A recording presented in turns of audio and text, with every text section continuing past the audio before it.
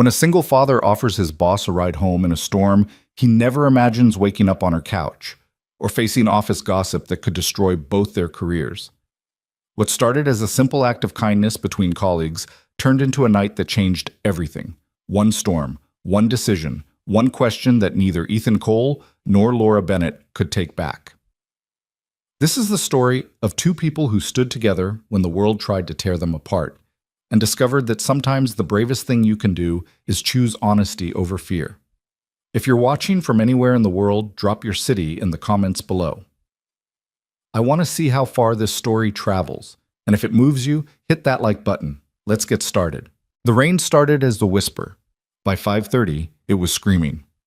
Ethan Cole stood at his desk on the 4th floor of Vanguard Solutions, watching water sheet down the windows and gray curtains that blurred the Seattle skyline into nothing. The office had emptied fast, developers grabbing laptops, project managers rushing for the elevators, interns abandoning their half-drunk coffees like the building was on fire. Everyone wanted out before the storm got worse. Ethan didn't move. He had nowhere urgent to be. His daughter Mia was at his sister's place for the night, safe, and probably already curled up with a book and her favorite blanket. No bedtime stories tonight. No small hands tugging at his sleeve, asking why the rain sounded angry. Just him, the humming fluorescent lights, and the kind of quiet that only came when a building full of people suddenly wasn't. He saved his work, shut down his monitors, and reached for his jacket. That's when he saw her. Laura Bennett stood near the elevators, phone pressed to her ear, her expression tight with frustration. She was still in her blazer, navy blue, perfectly tailored, but her usual composure had cracked just enough for Ethan to notice. Her free hand gripped the strap of her bag like she was holding on to something that might slip away. Ethan hesitated. Laura was his team lead. Sharp, focused, the kind of woman who could dissect a failing sprint in 3 sentences and somehow make everyone feel motivated instead of defensive. She didn't waste time. She didn't tolerate excuses. And she definitely didn't look like someone who needed help. But she also looked stranded. Ethan walked over. "Everything okay?" he asked quietly. Laura glanced up, startled, then lowered the phone. Her jaw tightened. "My car's in the shop. I called for a rideshare 20 minutes ago. Nothing's available." Ethan looked past her, out the lobby windows. The street below was a river. Cars crawled through water up to their hubcaps. The few pedestrians outside were bent double against the wind, fighting just to stay upright. "You'll be waiting a while," Ethan said. Laura exhaled sharply. "I know." He should have left it there. Should have nodded, wished her luck, headed for his own car. But something in her voice, something tired and worn under the irritation, made him stay. "I can give you a ride," Ethan said. Laura blinked. "What?" "I've got my car. It's not far. I can drop you off." She stared at him for a beat too long, like she was calculating risk, weighing propriety against practicality. Then she shook her head. "You don't have to do that." "I know," Ethan said, "but I'm offering." Another pause. Rain hammered the glass behind them. "Okay," Laura said finally. "Thank you." Ethan's car was a 10-year-old Honda Accord that smelled faintly of pine air freshener and Mia's forgotten fruit snacks. He cleared the passenger seat quickly, tossing a coloring book and a stray stuffed rabbit into the back, while Laura climbed in, folding herself carefully into the space like she wasn't sure she belonged there. "Sorry about the mess," Ethan said, starting the engine. "It's fine," Laura said. She buckled her seatbelt, glancing around. "You have a daughter?" Ethan nodded. "Mia, she's 6. Laura's expression softened just slightly. "That must be a lot." "It is," Ethan admitted. He pulled out of the parking garage, wipers on full speed, barely keeping up with the rain. "But she's worth it." Laura didn't respond right away. She looked out the window, watching the city blur past in streaks of headlights and neon. Ethan focused on the road. Traffic was worse than he'd expected. Crawling, stopping, starting again. What should have been a 15-minute drive was going to take twice that. "Where do you live?" Ethan asked. Laura gave him an address in Queen Anne. Not far, but not close either. Ethan nodded and adjusted his route. They drove in silence for a while. Not uncomfortable, exactly, but not easy either. Ethan had worked with Laura for 2 years, sat through countless meetings, collaborated on sprints, debugged code side by side. But this, being alone with her, outside the structure of the office, felt different, more real, less scripted. "Can I ask you something?" Laura said suddenly. Ethan glanced over. "Sure." "Why'd you offer?" Ethan frowned. "To drive you?" "Yeah." He shrugged. "You needed help." "I had a car." Seemed obvious. Laura's mouth curved slightly. Not quite a smile, but close. "Most people wouldn't have noticed." "Maybe," Ethan said, "but I did." She looked at him for a long moment, then turned back to the window. By the time they reached Laura's neighborhood, the storm had escalated into something biblical. Wind rocked the car. Rain came down so hard it sounded like gravel on the roof. Ethan had to lean forward, squinting through the windshield just to see the street signs. "It's the next left," Laura said, voice tight. Ethan turned. Her building came into view, a modest apartment complex, older brick, trees bending double in the wind. He pulled up to the curb and put the car in park. Laura didn't move. "Thank you," she said quietly. "Really, I appreciate this." "No problem," Ethan said. She reached for the door handle, then stopped. Rain was hammering the roof so hard it felt like the car might cave in. Lightning cracked overhead, turning everything white for half a second. "Jesus," Laura muttered. Ethan glanced at the building, then at the street. Water was rising fast, pooling around the tires. Another few minutes and the roads might not be passable. Laura looked at him. "You should go, before it gets worse." Ethan nodded. "Yeah." But neither of them moved. Laura bit her lip. Her hand was still on the door handle. She looked out at the rain, then back at Ethan, something uncertain flickering across her face. "Do you want to come in?" she asked. Ethan's chest tightened. "What?" "Just until the storm passes," Laura said quickly. "I don't think you should drive in this. It's not safe." Ethan hesitated. Every instinct told him to say no, to thank her politely, start the engine, and take his chances with the roads. He didn't do things like this. He didn't blur lines. He'd spent the last 6 years building walls around himself, around Mia, keeping everything clean, simple, predictable. But Laura was right. The storm was getting worse. And the way she was looking at him, not as a team lead, not as someone in control, but as a person who was genuinely worried, made it hard to refuse. "You sure?" Ethan asked. Laura nodded. "I'm sure." "Okay," Ethan said. "Just until it clears." Laura's apartment was small but immaculate. Hardwood floors, minimal furniture, everything in shades of gray and white. A few framed photos on the shelves, family, Ethan guessed, though he didn't look too closely. A laptop sat open on the coffee table, screen dark. "Make yourself comfortable," Laura said, shrugging off her blazer. "I'll get some towels." Ethan stood awkwardly in the entryway, dripping onto the floor. He felt too big for the space, too out of place. This was Laura's home, her private world, and he was standing in it, soaked and uncertain, like he'd crossed a threshold he couldn't uncross. Laura returned with towels and handed him one. "You can hang your jacket by the door." "Thanks," Ethan said. She disappeared into the kitchen. Ethan dried his face, his hair, then hung his jacket on the hook beside hers. The intimacy of it, 2 jackets side by side, felt strangely significant. "Are you hungry?" Laura called from the kitchen. Ethan blinked. "What?" "I was going to make pasta. There's enough for 2. Ethan walked to the kitchen doorway. Laura was pulling ingredients from the fridge: tomatoes, garlic, basil. She glanced at him over her shoulder. "Unless you need to get home," she added. Ethan thought of his empty apartment, the silence waiting for him there, the frozen dinner he'd probably microwave and eat standing over the sink. "No," he said, "I don't need to get home." Laura smiled, small, genuine, unexpected. "Good," she said, "then stay." They cooked together. It wasn't planned. Laura started chopping garlic, and Ethan asked if she needed help, and before he knew it, he was dicing tomatoes while she heated olive oil in a pan. They moved around each other carefully at first, like dancers learning a new routine, but gradually the rhythm settled. "You cook a lot?" Laura asked, sliding garlic into the pan. Every night, Ethan said. Mia's picky, so I've gotten creative. Laura laughed softly. What is she like? Pasta, mostly. Chicken nuggets shaped like dinosaurs. Anything with cheese.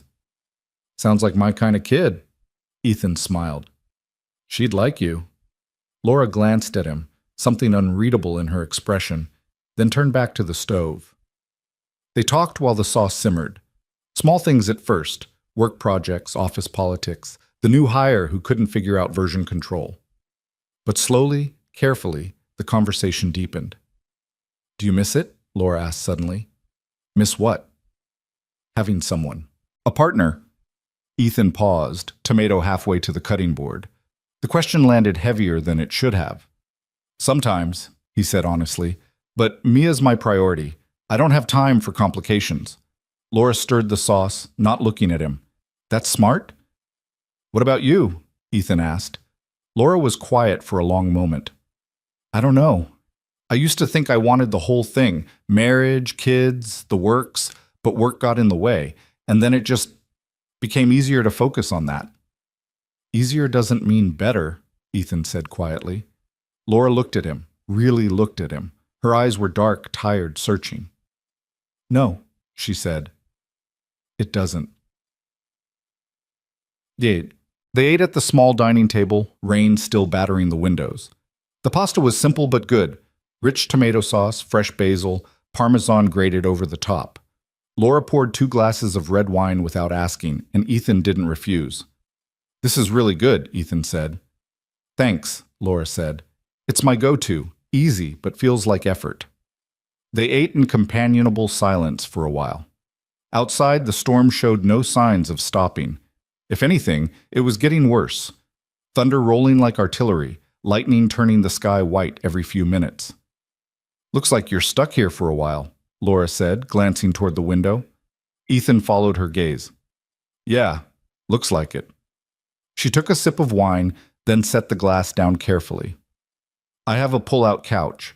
You're welcome to stay the night, if you want. Ethan's heart kicked against his ribs. It was a practical offer, logical. The roads were flooded, visibility was zero, and driving home would be reckless at best. But the way Laura said it, quiet, careful, like she was offering more than just a place to sleep, made it feel like something else entirely. I don't want to impose, Ethan said. You're not, Laura said. I offered. Ethan looked at her across the table.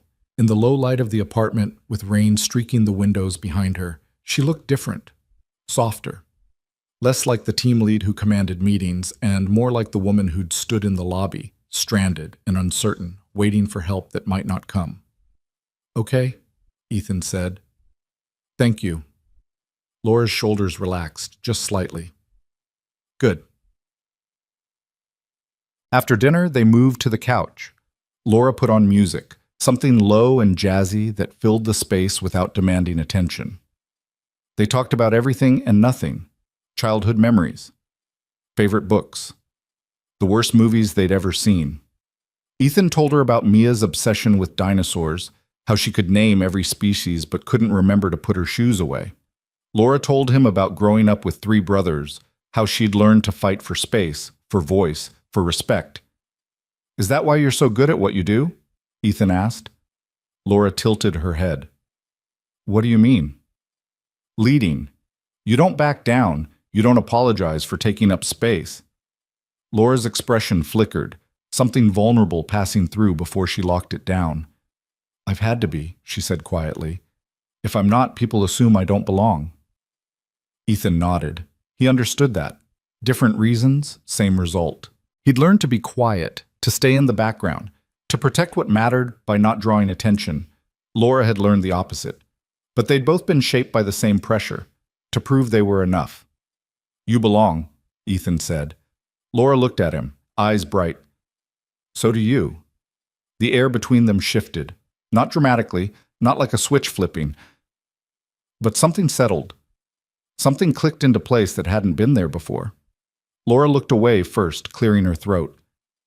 I should set up the couch. I can do it, Ethan said, standing. No, I've got it. Just give me a second. She disappeared into a closet and returned with sheets, a pillow, a blanket. Together they pulled out the couch, made up the bed.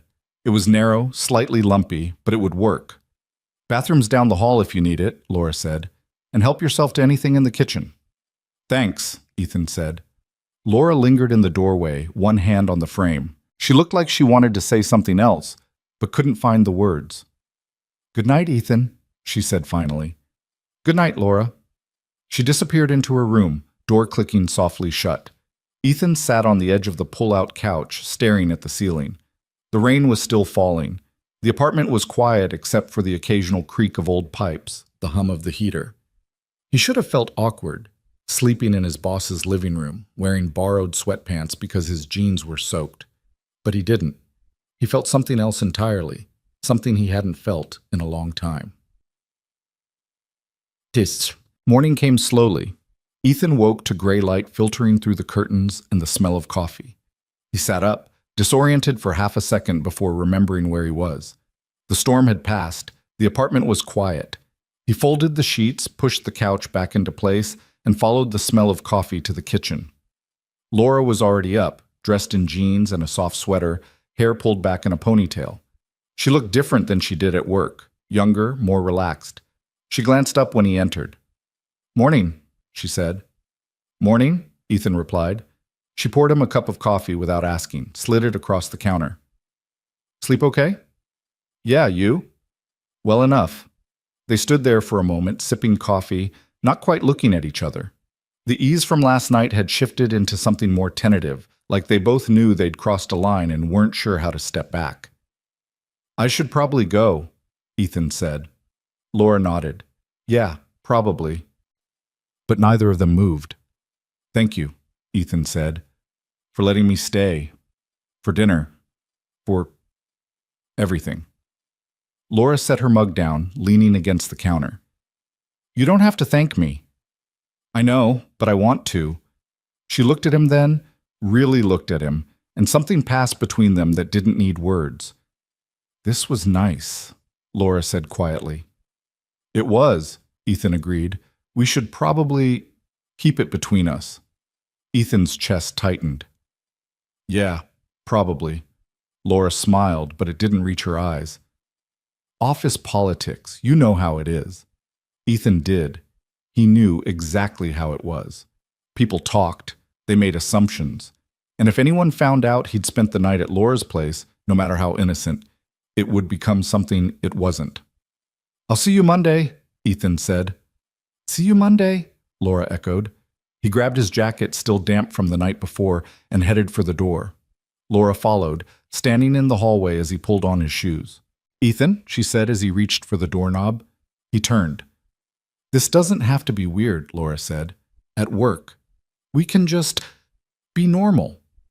Ethan nodded. Normal. Got it. But as he walked to his car, as he drove through streets still slick with rain, as he tried to focus on anything other than the way Laura had looked at him in the kitchen, he knew nothing about this was normal, and he wasn't sure he wanted it to be. Monday arrived like a reset button no one had asked for. Ethan walked into the office at 8:15, laptop bag over his shoulder, travel mug in hand. The building hummed with its usual Monday energy, developers grumbling about the weekend ending too soon, project managers huddled around whiteboards, the faint smell of burnt coffee from the break room. Everything was exactly the same, except it wasn't. Ethan saw Laura the moment he stepped off the elevator. She was at her desk, already deep in a phone call, one hand gesturing as she talked. She glanced up when he passed, caught his eye for half a second and nodded. Just a nod. Professional. Neutral. Ethan nodded back and kept walking. Normal, he thought. We're being normal. He dropped his bag at his desk, logged into his computer, and dove into his backlog. Sprint planning was tomorrow. Code reviews were piling up. He had plenty to focus on. But 20 minutes later, when Jason from QA leaned over the cubicle wall and said, "Dude, did you hear about the storm Friday?" Ethan's stomach dropped. "What about it?" Ethan asked carefully. Jason grinned. "Laura got stuck here. No ride home. Apparently someone gave her a lift." Ethan's fingers froze on his keyboard. "Okay. Just funny, right? I mean, she's always so put together. Must have been weird seeing her stranded like that. Ethan forced a shrug. Storms happen. Jason laughed and wandered off. Ethan exhaled slowly. It was fine. Jason didn't know anything. He was just making conversation. Office small talk, nothing to worry about. But then, at lunch, Ethan overheard two developers talking by the coffee machine. I heard Ethan drove her home, one of them said. Kevin, a junior dev who spent more time gossiping than coding. Seriously? The other replied. That's bold, right? I mean, she's his boss. Maybe he's trying to get on her good side. They both laughed. Ethan walked past without stopping, jaw tight, pretending he hadn't heard. By mid-afternoon, the whispers had spread. Ethan heard his name 3 more times, saw people glance his way, then quickly look away when he noticed. Laura's name came up too, always paired with his, always with that edge of speculation that made his skin crawl. He kept his head down, focused on his work, ignored it. But during the 3 o'clock stand-up, when the whole team gathered around Laura's desk for updates, Ethan felt the weight of every eye in the room. Laura ran the meeting like she always did, efficient, focused, asking questions, noting blockers. She didn't look at Ethan any differently than anyone else, didn't single him out, didn't give any indication that anything had changed. But when someone made a joke, Marcus, the senior dev with the loud laugh, about earning brownie points with the boss, the room went quiet for just a beat too long. Laura's expression didn't shift. Let's stay on topic, she said evenly. The meeting continued, but Ethan felt it, the shift, the unspoken thing hanging in the air that everyone was pretending not to notice. After the meeting, Ethan went back to his desk and stared at his screen without seeing it. This was what he'd been afraid of. This was why he'd hesitated in the car, why he'd almost said no when Laura invited him in. Because people talked. They always talked. And once the talking started, it didn't matter what the truth was. His phone buzzed, a message from Laura, short, direct. Can we talk? Conference room B, 5 minutes. Ethan's pulse kicked up. He waited exactly 5 minutes, then stood and walked to the conference room. Laura was already inside, door half open. She gestured for him to come in, then closed the door behind him. Are you hearing it too? She asked without preamble. Ethan nodded. Yeah. Laura crossed her arms, leaning back against the table. She looked tired. I knew this would happen. People talk, Ethan said quietly. They do more than talk, Laura said, voice sharp. They make assumptions. They twist things. She looked at him. I don't want this to affect you. I'm fine, Ethan said. You're not, Laura said. I can see it on your face.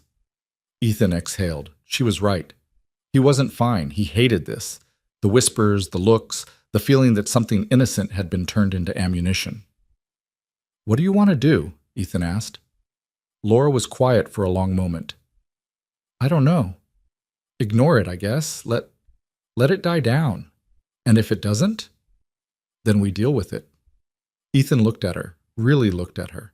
She was trying to stay strong, stay composed, but he could see the cracks, the frustration, the anger at being put in this position for doing nothing wrong. I'm sorry, Ethan said. Laura frowned. For what? For making this complicated. You didn't, Laura said firmly. We didn't do anything wrong, Ethan. You gave me a ride. I offered you a place to wait out the storm. That's it. If people want to make it into something else, that's their problem. Ethan wanted to believe that. Wanted to believe that truth mattered more than perception. But he'd been around long enough to know better. The rest of the week crawled by. The gossip didn't die. If anything, it grew. Ethan caught fragments of conversation in hallways, saw messages in Slack channels he wasn't part of, but heard about secondhand. Someone started a joke in the team chat about carpooling benefits. Someone else made a comment during a meeting about special treatment. Laura shut it down every time. Firmly. Professionally. But Ethan could see it wearing on her. And then on Friday, things escalated. It was during the sprint retrospective. The whole team was gathered in the main conference room, 12 people sitting around the table, laptops open, sticky notes scattered everywhere. Laura was facilitating, walking through what went well, what didn't, what to improve. Marcus raised his hand. Can I add something? Laura nodded. Go ahead. Marcus grinned. I think we should all start offering each other rides home. You know, for team bonding. A few people laughed. Uncomfortable laughs. The kind that said they knew exactly what he was implying. Laura's jaw tightened. Let's keep this focused on the sprint. I'm serious, Marcus said, leaning back in his chair. I mean, if it works for some people. The room went silent. Ethan's hands curled into fists under the table. Laura set down her marker slowly, deliberately. When she spoke, her voice was cold. Marcus, if you have concerns about team dynamics, you can bring them to me privately. But making veiled comments in a professional meeting isn't acceptable. Understood? Marcus held up his hand, still grinning. Just joking, Laura. Relax. I am relaxed, Laura said, and this conversation is over. She turned back to the board, continuing the retro like nothing had happened, but Ethan saw her hand shake slightly as she wrote. After the meeting, Ethan found Laura in her office. The door was open, but she was sitting with her back to it, staring at her computer screen without typing. Ethan knocked softly on the doorframe. Laura turned. Hey, you okay? Ethan asked. Laura laughed, short, humorless. Not really. Ethan stepped inside, closing the door behind him. Marcus was out of line. I know, Laura said, but it doesn't matter. He said what everyone's thinking. That's not true, Ethan said. Isn't it? Laura stood, pacing to the window. I'm a woman in a leadership position. You're a developer on my team. We spent one night under the same roof, completely innocent, and now people are questioning my judgment, my authority, my professionalism. Ethan's chest tightened. Laura, do you know what they're saying? Laura turned to face him. That I'm showing you favoritism. That you're getting preferential treatment. That I'm compromising the team dynamic. That's bullshit, Ethan said, anger flaring. Maybe, Laura said, but it's affecting my credibility, and I worked too damn hard to get here to let gossip tear it down. Ethan wanted to argue, wanted to tell her that none of this was fair, that she shouldn't have to defend herself for being kind. But he knew she was right. Fair didn't matter. Perception did. What do you need from me? Ethan asked quietly. Laura looked at him for a long moment. I need you to keep your distance, at work, just for a while, until this blows over. The words hit harder than they should have. Okay, Ethan said. I'm sorry, Laura said, voice cracking just slightly. Don't be, Ethan said. You're protecting yourself. I get it. Laura nodded, but she didn't look convinced. Ethan left her office and walked back to his desk, feeling like he'd just lost something he hadn't even known he had. That weekend, Ethan couldn't stop thinking about it. About Laura. About the way she'd looked in her office, frustrated, exhausted, trapped by a narrative she hadn't written. About the unfairness of it all. About how one simple act of decency had been twisted into something ugly. He thought about calling her, texting her, just to check in. But he didn't. Distance, she'd said. And he'd agreed. So he focused on Mia instead. Took her to the park, even though it was cold and drizzling. Made her favorite dinner. Read her 3 bedtime stories instead of 1. Let her small, uncomplicated world drown out the noise in his head. But on Sunday night, after Mia was asleep, Ethan's phone buzzed. A message from Laura. I'm sorry about Friday. I shouldn't have asked you to keep your distance. That's not fair to you. Ethan stared at the screen for a long time before typing back. You're protecting your career, I understand. 3 dots appeared. Disappeared. Appeared again. I don't want to do this, but I don't know what else to do. Ethan's chest ached. We'll figure it out, he typed. It'll blow over. Laura didn't respond. Monday arrived and Ethan walked into the office with a plan. Head down, mouth shut, work hard. Don't engage. Don't react. Let the gossip starve itself out. But at 10 o'clock he got an email from HR. Subject, meeting request, workplace conduct. Ethan's blood went cold. The meeting was scheduled for 11. Conference room C, attendance required. Ethan read the email 3 times, trying to parse what it meant. Workplace conduct, that could be anything. A policy update, a training session, His phone buzzed. Another email.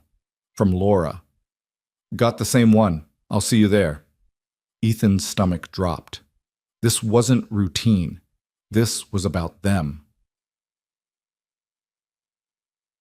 At 11, Ethan walked into conference room C. Laura was already there, sitting across from two people Ethan didn't recognize. A woman in her 40s with sharp eyes and a neutral expression, and a man in his 50s with a tablet and a too-friendly smile. Ethan Cole, the woman said, standing. I'm Patricia Nguyen, head of HR. This is Daniel Reeves, our workplace conduct specialist. Please have a seat. Ethan sat beside Laura. She didn't look at him. Patricia folded her hands on the table. Thank you both for coming. We wanted to have a conversation about some concerns that have been brought to our attention. Concerns? Laura asked, voice carefully controlled. Yes, Patricia said. Regarding the nature of your relationship. The room went still. Ethan's heart pounded. There is no relationship, Laura said firmly. Ethan gave me a ride home during a storm. That's it. Patricia nodded. We understand, but perception matters, especially when it involves someone in a leadership role. We've received reports of comments being made, speculation circulating, and we need to address it before it becomes a larger issue. Reports from who? Ethan asked. Patricia's expression didn't shift. That's confidential. So someone complained, Laura said, and now we're being interrogated? This isn't an interrogation, Daniel said, leaning forward with that too-friendly smile. It's a clarification. We just want to make sure everyone's on the same page. We are, Ethan said. There's nothing to clarify. Patricia pulled out a folder, flipping it open. Can you walk me through what happened that night, just so we have it documented?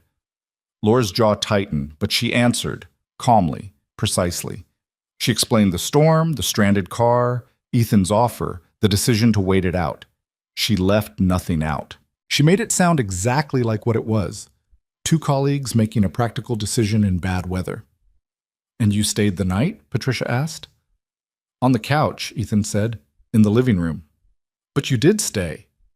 Yes, Ethan said, because driving in that storm would have been reckless. Patricia made a note. And since then, have there been any other interactions outside of work? No, Laura said. No texts, no calls, no social contact. Laura's eyes flashed. We work together. We communicate as needed. But no, nothing inappropriate. Patricia nodded slowly. Good. Because I'm sure you understand how this could be perceived. A team lead and a direct report, spending the night together. We didn't spend the night together, Laura interrupted, voice sharp. That phrasing implies something that didn't happen. Patricia held up a hand. I'm not accusing anyone of anything, Laura. I'm simply pointing out that appearances matter. And right now, the appearance is causing disruption. Then maybe you should be having this conversation with the people spreading rumors, Ethan said, anger breaking through. We will, Daniel said, but we also need to ensure there's no basis for those rumors. There isn't, Laura said. Patricia closed the folder. Good. Then moving forward, I'd recommend maintaining clear professional boundaries. Limit one-on-one interactions outside of necessary work functions. Avoid situations that could be misinterpreted. Laura stared at her. You're telling us to avoid each other. I'm telling you to be mindful, Patricia said, for both your sakes. The meeting ended. Ethan and Laura walked out together, side by side, not speaking. In the hallway, Laura finally turned to him. This is bullshit, she said quietly. I know, Ethan said. We didn't do anything wrong. I know. Laura looked like she wanted to say more, but instead she just nodded and walked away. Ethan stood there, watching her go, feeling like the ground had shifted under his feet and he was still falling. The next 2 weeks felt like walking through a minefield blindfolded. Ethan showed up early, left late, and kept his interactions with Laura strictly professional. When they passed in the hallway, he nodded.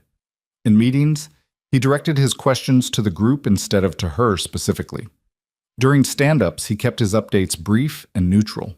He was polite, efficient, and visible. It was exhausting.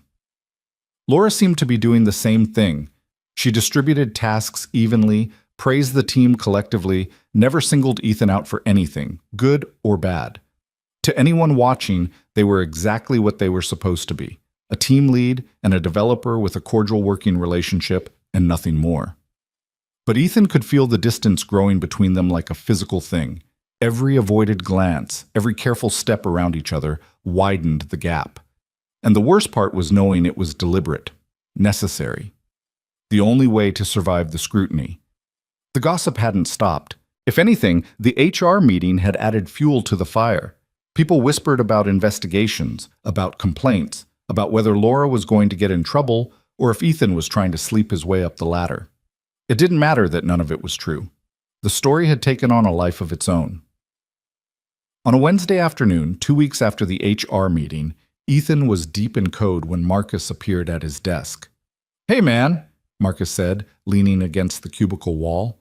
"You busy?" Ethan didn't look up. "Yeah." Cool, just wanted to check in, see how you're doing." Ethan's fingers paused on the keyboard. Marcus had never checked in on him before, not once in the 2 years they'd worked together.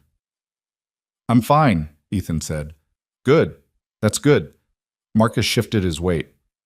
"Look, I know things have been weird lately, with all the talk and everything." Ethan finally looked up. "What do you want, Marcus?" Marcus held up his hands. "Nothing, man. Just saying, people are watching, that's all." "Let them watch," Ethan said evenly. Marcus grinned. "You're braver than me. If I were in your shoes, I'd keep my head way down. Laura's not someone you want to mess with." "I'm not messing with anyone," Ethan said. I know, just saying." Marcus clapped him on the shoulder. "Anyway, stay sharp, yeah?" He walked away. Ethan stared at his screen, jaw tight, trying to ignore the anger simmering under his skin. Marcus wasn't trying to help. He was fishing, trying to see if Ethan would crack, if he'd slip up and say something he could turn into more gossip. Ethan didn't take the bait, but the conversation stayed with him. People are watching, as if he didn't already know, as if he could forget for even a second that every move he made was being analyzed, dissected, judged. That evening, as Ethan packed up to leave, his phone buzzed. A text from Laura. His chest tightened. They hadn't texted in days, not since the HR meeting, not since Patricia had told them to maintain clear professional boundaries. He opened the message. "Can we talk?" "Not here. Somewhere private." Ethan looked around the office. A few people were still at their desks, headphones on, focused on their screens. No one was paying attention to him. He typed back quickly. "When?" "Tonight, after work. There's a coffee shop 2 blocks west. Grounded. Meet me there at 6? Ethan hesitated. Meeting Laura outside the office, even at a public coffee shop, felt risky. But the way she'd phrased it, the urgency underneath the words, told him this wasn't optional. "Okay," he typed. "See you there." He deleted the conversation immediately. Grounded was the kind of place that tried too hard to be cozy. Mismatched furniture, string lights, chalkboard menus with overly clever drink names. It was half empty when Ethan arrived at 6. A few people scattered at tables with laptops and headphones, lost in their own worlds. Laura was already there, sitting in the back corner, hands wrapped around a ceramic mug. She looked up when Ethan walked in, and something in her expression made his chest ache. She looked tired, more than tired, worn down. Ethan ordered a coffee he didn't want and joined her at the table. "Hey," he said quietly. "Hey," Laura replied. For a moment, neither of them spoke. Ethan sipped his coffee. Laura stared into hers like it held answers she couldn't find anywhere else.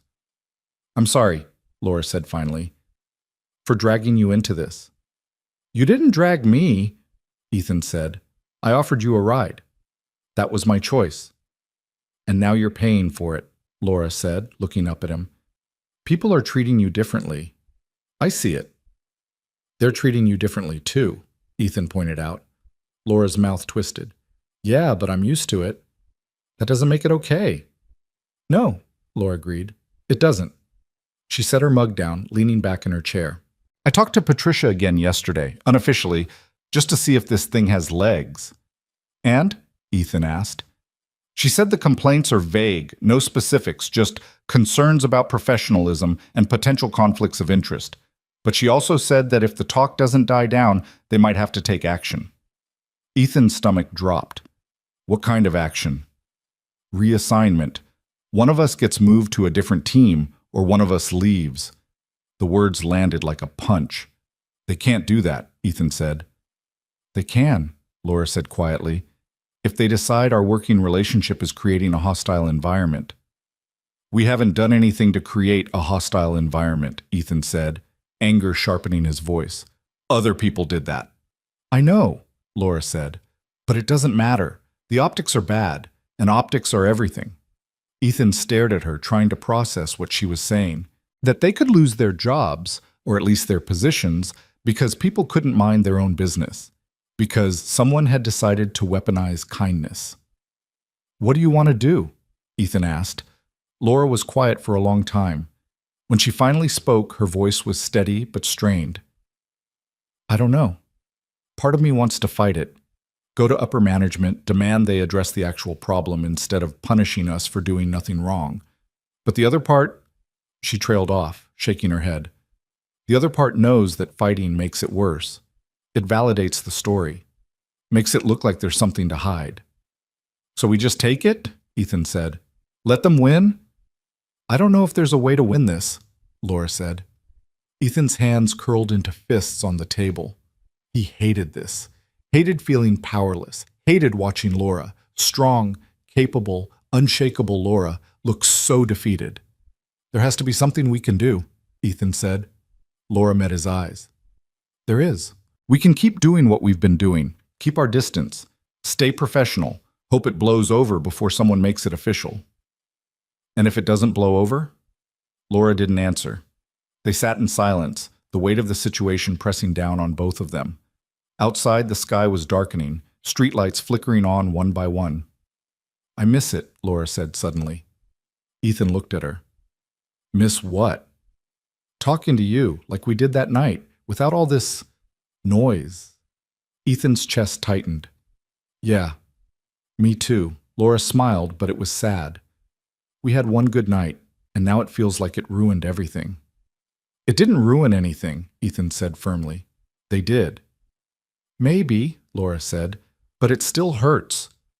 Ethan wanted to reach across the table, take her hand, tell her it would be okay. But he didn't. Because even here, 2 blocks from the office, in a coffee shop where no one knew them, he couldn't shake the feeling that someone was watching.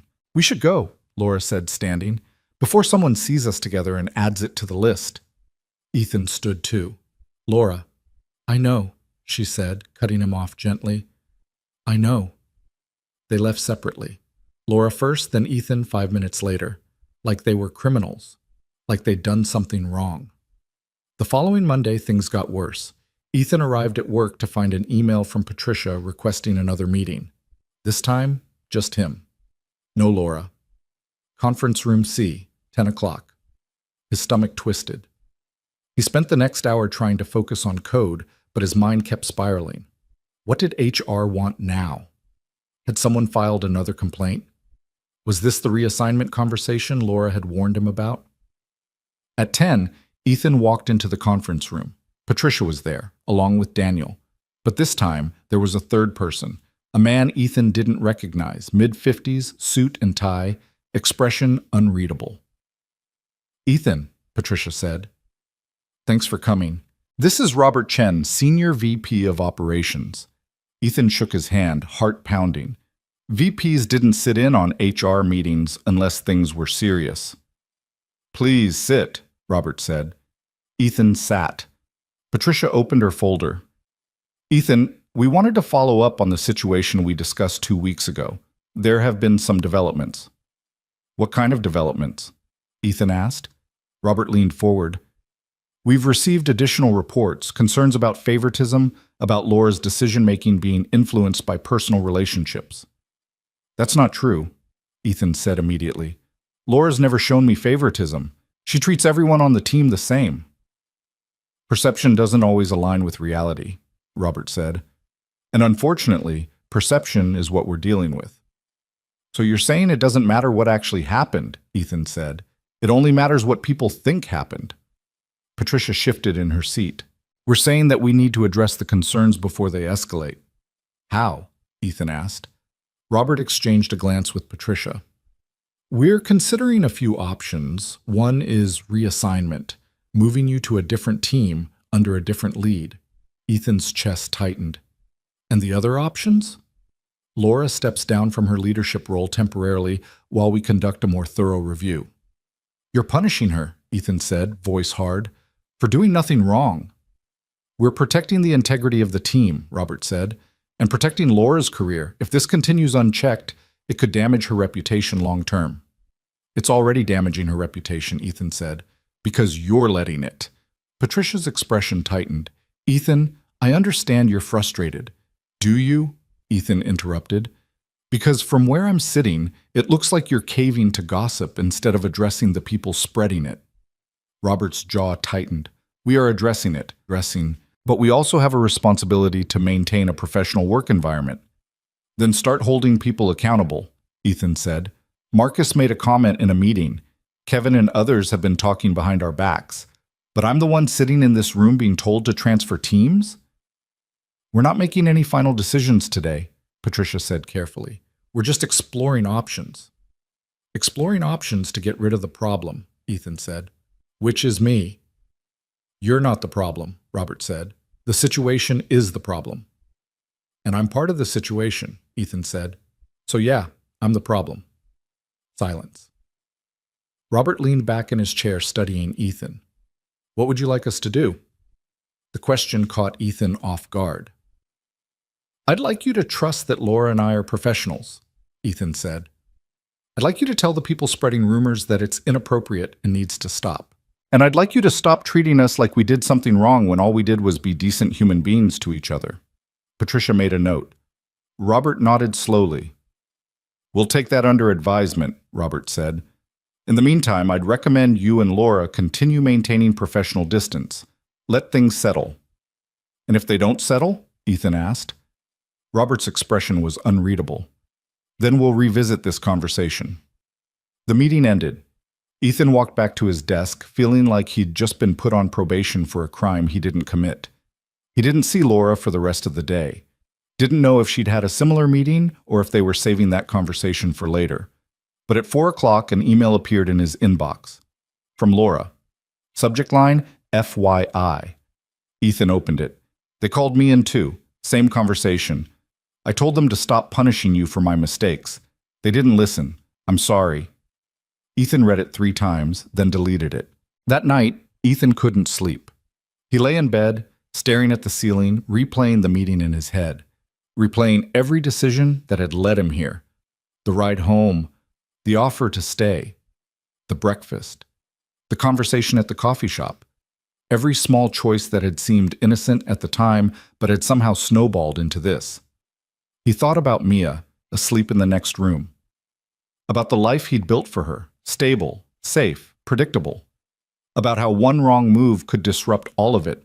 But he also thought about Laura, about the way she'd looked at him in the coffee shop, tired and defeated, about how unfair it was that she was being punished for something that wasn't even a mistake.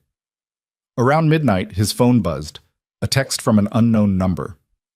It's Laura. New phone number. Didn't want to use my work phone. Can we talk? Ethan sat up. Yeah, he typed back. Call me. 30 seconds later, his phone rang. Hey, Laura said when he answered. Her voice was quiet, like she was trying not to wake someone. Hey, Ethan replied. You okay? Not really, Laura admitted. They're pushing for reassignment, either you or me, and they want an answer by the end of the week. Ethan's chest tightened. So they're making us choose. Basically. What did you say? Laura was quiet for a moment. I told them it should be me, that I'm the one in the leadership position, so I should be the one to take the hit. Laura, no, listen, Laura interrupted. You have Mia. You need stability. I don't have kids. I don't have anyone depending on me. It makes sense for me to move. It doesn't make sense, Ethan said, anger flaring. You've worked twice as hard as anyone else to get where you are. You shouldn't have to give that up because people can't stop gossiping. And you shouldn't have to uproot your career because I invited you into my apartment, Laura shot back. I chose to stay, Ethan said firmly. That was my choice. And now we're both paying for it, Laura said, voice breaking slightly. Ethan heard her take a shaky breath on the other end of the line. I don't want to do this, Laura said quietly. I don't want to leave my team. I don't want to let them win. Then don't, Ethan said. But if I don't, you will, and I can't let that happen. Why not? Because you matter, Ethan, Laura said, and the rawness in her voice made his throat tighten. Because you're a good person, and a good developer, and a good father, and I'm not going to let my career ambitions cost you yours. Your career ambitions didn't cost me anything, Ethan said. The people spreading lies did. Then let me fix it, Laura said. By sacrificing yourself? Ethan asked. That's not fixing it. That's just giving them what they want. Laura didn't respond. They sat in silence, the weight of the impossible choice pressing down on both of them. What if we don't choose? Ethan said finally. What do you mean? What if we refuse? Tell them to figure it out themselves, make them take responsibility instead of forcing us to. Laura laughed softly, but there was no humor in it. They'll just make the decision for us, and it'll probably be worse. Maybe, Ethan said, or maybe they'll realize how screwed up this whole thing is. You're more optimistic than I am, Laura said. I'm not optimistic, Ethan said. I'm just tired of losing. Laura was quiet for a long moment.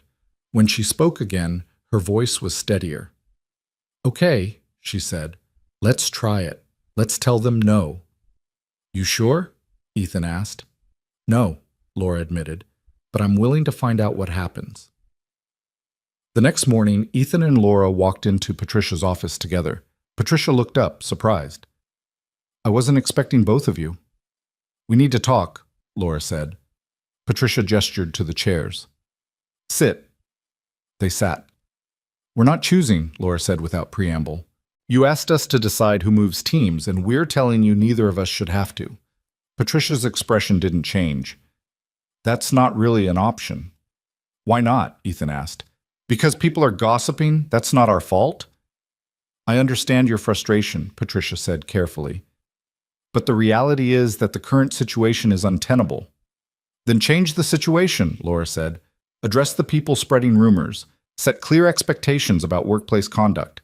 Make it known that gossip and speculation won't be tolerated. We've already done that, Patricia said. Have you? Ethan asked.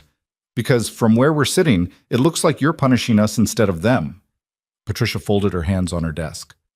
What you're describing isn't as simple as you think.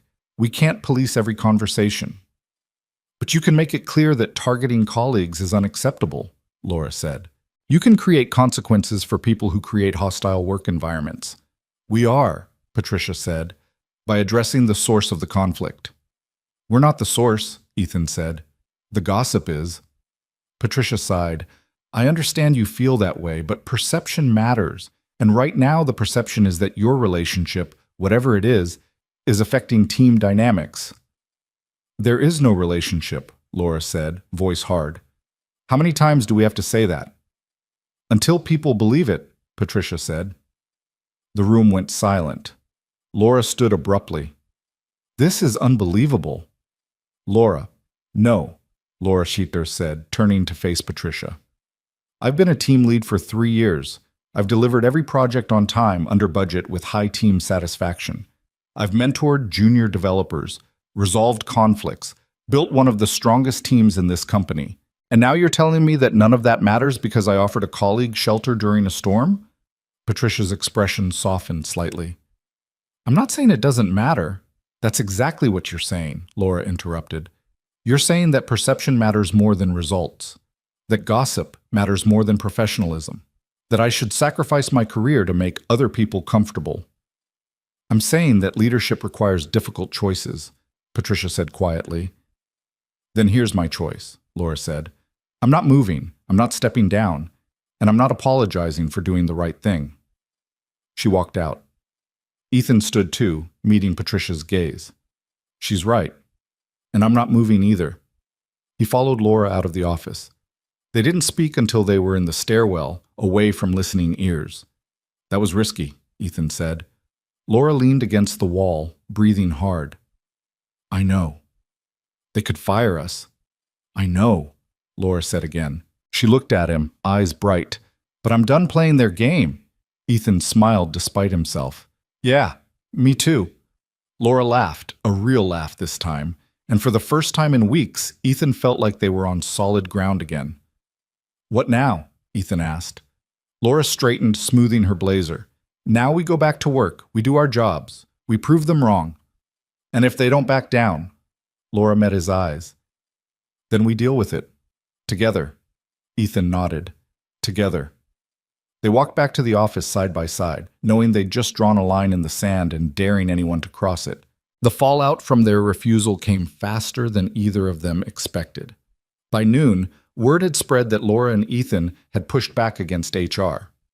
Ethan could feel it in the air, the sideways glances, the hushed conversations that stopped when he walked past, the tension that seemed to thicken with every hour. People were taking sides, whether they realized it or not. Some admired the stand they'd taken, others thought they were being reckless, arrogant, asking for trouble. Marcus was in the latter camp. He cornered Ethan in the break room around 2 o'clock, arms crossed, leaning against the counter while Ethan refilled his coffee. Heard you and Laura told HR to kick rocks, Marcus said, voice casual but eyes sharp. Ethan didn't look at him. We told them we're not the problem. Bold move, Marcus said. Stupid, but bold. Ethan turned to face him. You have something to say, Marcus? Marcus shrugged. Just that you're making this harder on yourself than it needs to be. You could have taken the transfer, kept your head down, moved on. Instead, you're doubling down on something everyone knows is sketchy. There's nothing sketchy about it, Ethan said, voice low and controlled. Come on, man, Marcus said, grinning. You stayed at her place. Everyone knows it. And now you're acting like it's no big deal. It wasn't a big deal, Ethan said. Until people like you made it one. Marcus's grin faded. People like me? Yeah, Ethan said, setting his mug down. People who gossip instead of work. People who turn a ride home into a scandal because they've got nothing better to do. Marcus pushed off the counter, squaring his shoulders. Careful, Ethan. You're not exactly in a position to throw shade. Neither are you, Ethan said evenly. Last I checked, your last 3 code reviews came back with critical bugs. Maybe focus on that instead of my personal life. Marcus's face flushed. For a second, Ethan thought he might actually swing, but then Marcus just laughed, sharp and bitter. You're going to regret this, Marcus said. Maybe, Ethan said.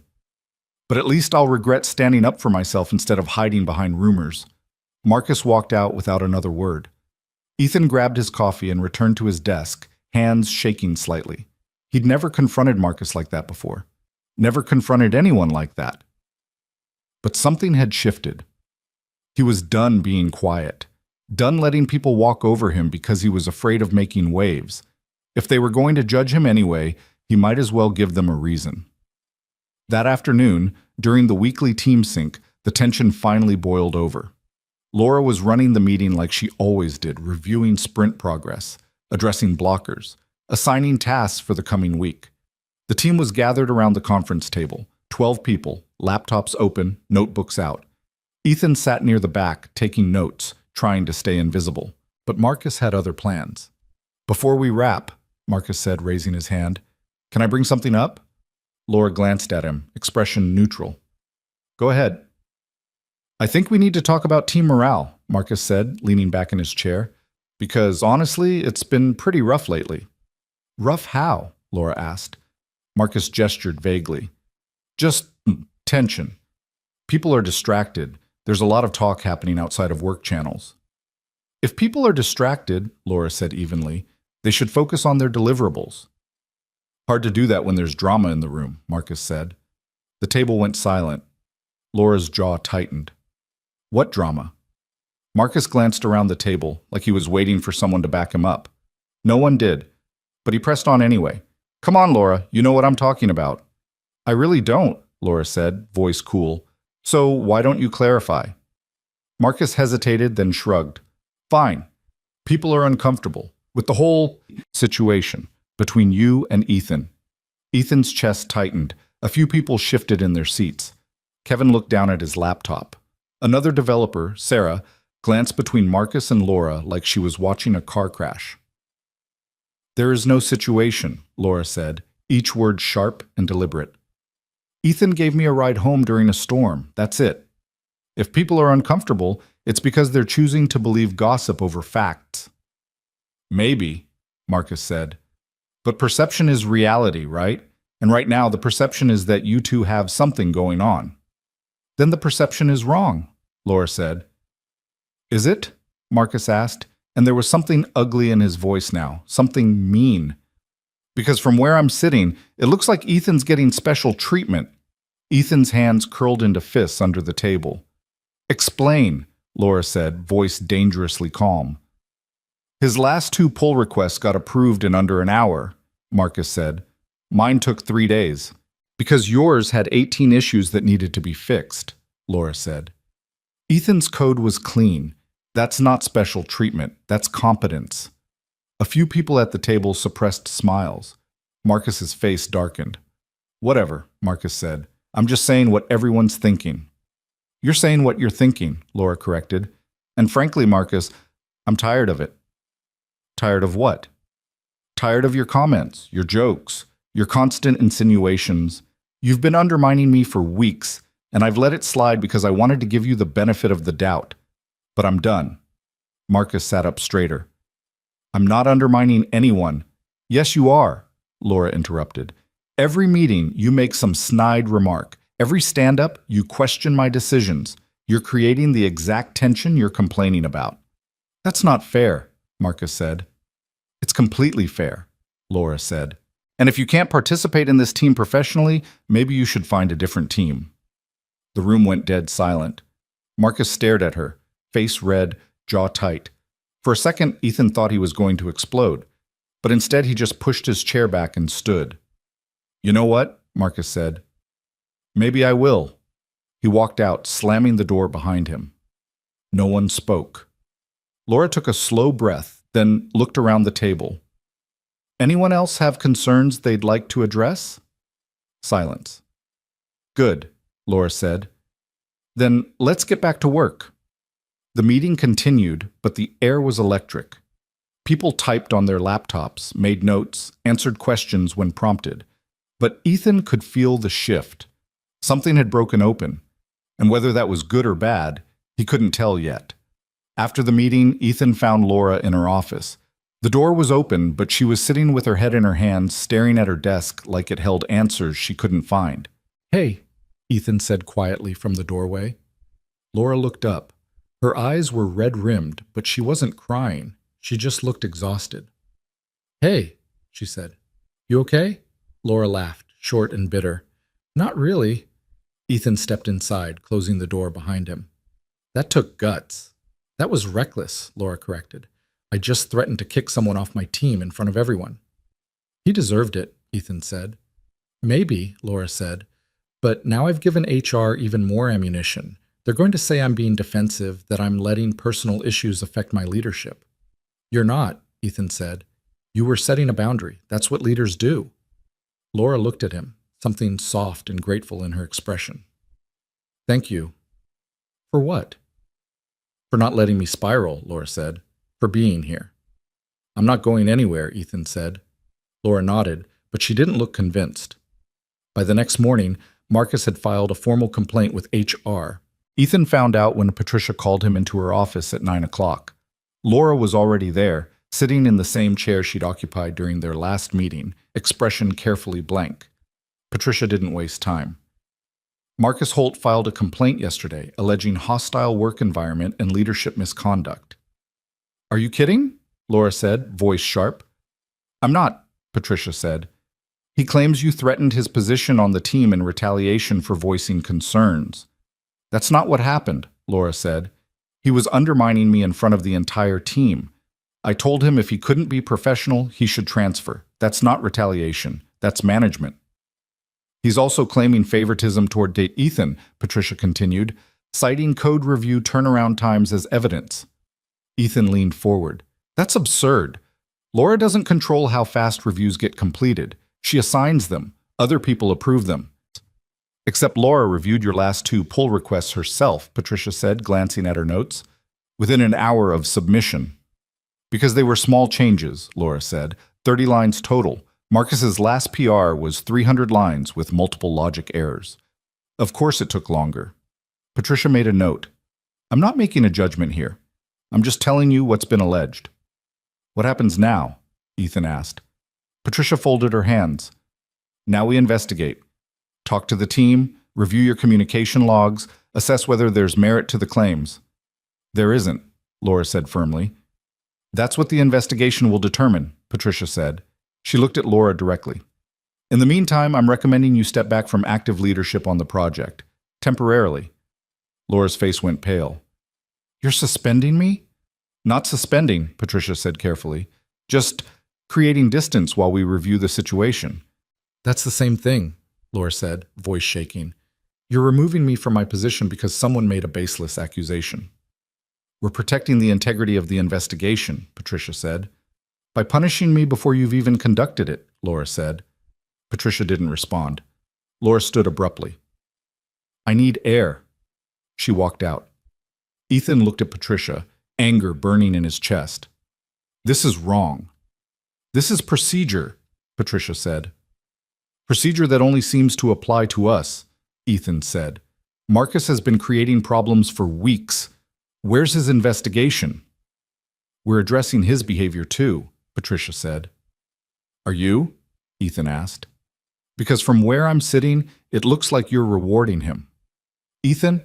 No, Ethan interrupted. You're letting this happen. You're letting gossip destroy someone's career because it's easier than holding people accountable. Patricia's expression hardened. I understand you're upset, but this isn't helping Laura. Then what would help? Ethan asked. Because I'm out of ideas. Patricia didn't answer. Ethan left the office and found Laura in the stairwell, sitting on the steps, arms wrapped around her knees. She looked smaller than he'd ever seen her, more vulnerable. They're going to take everything from me, Laura said quietly when Ethan sat down beside her. They're not, Ethan said. They are, Laura said. Even if the investigation clears me, the damage is done. People will remember that I was removed, that I was investigated, that there were questions about my professionalism. Then we make sure people remember the truth too, Ethan said. Laura looked at him. How? Ethan thought for a moment. We go to Robert, the VP. We lay out everything, the timeline, the gossip, Marcus's behavior. We force them to see what's really happening here. They won't listen, Laura said. They might, Ethan said, if we don't give them a choice. Laura studied him for a long moment. You do that? Risk your job for this? It's not just your fight, Ethan said. It's mine too. Laura's eyes filled with tears, but she blinked them back. Okay, let's do it. Getting a meeting with Robert Chen took 3 days and a dozen emails. But finally, on Friday afternoon, Ethan and Laura sat across from him in his office. Spacious, modern, floor-to-ceiling windows overlooking the city. Robert looked tired. He gestured for them to sit. I've read Patricia's reports, Robert said without preamble. And Marcus's complaint. What do you want to tell me that's not already in the file? Laura straightened. That this entire situation is the result of workplace harassment that HR refuses to address. Robert raised an eyebrow. That's a serious accusation. It's a serious problem, Laura said. For weeks, Marcus and others have made inappropriate comments, spread rumors, and created a hostile environment. When I tried to set boundaries, I got punished for it. You threatened to remove him from the team, Robert said. I told him to act professionally or transfer, Laura corrected. That's not a threat. That's a reasonable expectation. Robert leaned back in his chair. And the favoritism allegations? Baseless, Laura said. I've treated Ethan exactly the same as every other developer on my team. If his work gets reviewed faster, it's because it's higher quality. Can you prove that? Robert asked. Ethan pulled out his laptop. I can. He opened a spreadsheet he'd compiled over the last 2 days. Every code review from the past 6 months, sorted by developer, complexity, turnaround time, and reviewer. The data was clear. Laura's review times were consistent across the team. Marcus's took longer because his code required more corrections. Robert studied the screen. This is thorough. Because it's the truth, Ethan said. Laura hasn't shown me favoritism. She's just good at her job. Robert nodded slowly. He closed the laptop and looked at both of them. Here's what I see, Robert said. Two employees who made a decision that in hindsight created optics problems. A team dynamic that deteriorated because of gossip and poor communication. And a manager who's trying to maintain authority in an untenable situation. So, what are you going to do about it? Laura asked. Robert was quiet for a moment. I'm going to recommend Patricia close the investigation. There's no evidence of misconduct. But I'm also going to recommend mediation between you, Marcus, and the rest of the team. Clear the air. Reset expectations. And my position? Laura asked. You'll be reinstated as team lead effective immediately, Robert said. But Laura, you need to rebuild trust. Not just with me, but with your team. Laura nodded. I can do that. Robert looked at Ethan. And you need to be aware that people are watching. Fairly or not, your relationship with Laura will be scrutinized. If you can't handle that, say so now. I can handle it, Ethan said. Robert stood, extending his hand. Then we're done here. They shook hands, walked out of his office, didn't speak until they were back in the stairwell. We did it, Laura said, voice shaky. Yeah, Ethan said. We did. Laura leaned against the wall, exhaling slowly. Thank you for the data, for coming with me, for everything. You don't have to thank me, Ethan said. I do, Laura said. She looked at him, eyes bright. You could have walked away, taken the transfer, saved yourself, but you stayed. Of course I stayed, Ethan said quietly. Laura smiled. For the first time in weeks, it looked real. The mediation session happened the following Wednesday. Patricia facilitated, with Robert observing. The whole team sat around the conference table, awkward, uncomfortable, no one quite meeting anyone else's eyes. Marcus was there too, sitting at the far end, arms crossed, expression sullen. Patricia started by laying out ground rules. Respectful communication, no interruptions, focus on solutions, not blame. Then she opened the floor. For a long moment, no one spoke. Finally, Sarah, one of the junior developers, raised her hand. Can I say something? Please, Patricia said. Sarah looked around the table. I think we all know there's been tension, and I think most of it has been because we're not talking to each other. We're talking about each other. A few people nodded. I don't know what happened with Laura and Ethan, Sarah continued, and honestly, it's none of my business. But I do know that Laura's been a great lead, and Ethan's been a solid teammate, and I don't think either of them deserve the way we've been treating them. More nods, even a few murmured agreements. Marcus shifted in his seat. I wasn't trying to cause problems, he said, though his voice lacked conviction. But you did, Laura said, looking at him directly. Your comments, your jokes, your constant questioning, it created an environment where people felt like they had to choose sides. Marcus looked uncomfortable. I was just frustrated. About what? Laura asked. Marcus hesitated. About feeling like I wasn't being heard, like my work didn't matter as much. Laura's expression softened slightly. Then you should have come to me, directly, instead of making comments in meetings. Marcus nodded slowly. Yeah, I should have. The conversation continued for another hour. People aired grievances, clarified misunderstandings, agreed to move forward more openly. It wasn't perfect, but it was a start. By the end, the team had agreed on new communication norms, weekly one-on-ones, open-door feedback, no gossiping about colleagues. As people filed out, Marcus lingered. He approached Laura hesitantly. I'm sorry, he said. For the complaint, for everything. Laura studied him for a moment. I appreciate that. I'll do better, Marcus said. Good, Laura said. So will I. Marcus nodded and left. Ethan walked over. Think it'll stick? Laura shrugged. Maybe, maybe not, but at least we tried. Yeah, Ethan said. We did. They stood there for a moment, the conference room empty except for them, the city stretching out beyond the windows. We should get back to work, Laura said finally. Yeah, Ethan agreed. But neither of them moved, because for the first time in weeks, the weight had lifted. The scrutiny was still there, the judgment still lingering in the background, but they'd stood their ground. They'd fought back. and they'd won. Not completely, not perfectly, but enough. The weeks that followed the mediation moved like water finding its level after a storm. Slowly, carefully, the team began to settle back into something that resembled normal. Code reviews happened without subtext. Stand-ups stayed focused on work instead of whispers. Marcus kept his head down and his comments professional, and gradually the tension that had gripped the office like a fist began to loosen. Laura threw herself into her work with a focus that bordered on obsessive. She arrived early, stayed late, double-checked every decision, triple-verified every approval. Ethan watched her rebuild her authority brick by brick, earning back trust she never should have lost in the first place. She was meticulous, careful, deliberate in ways she hadn't needed to be before. And it worked. By mid-month, the team was functioning smoothly again. Projects moved forward, deadlines were met, results spoke for themselves.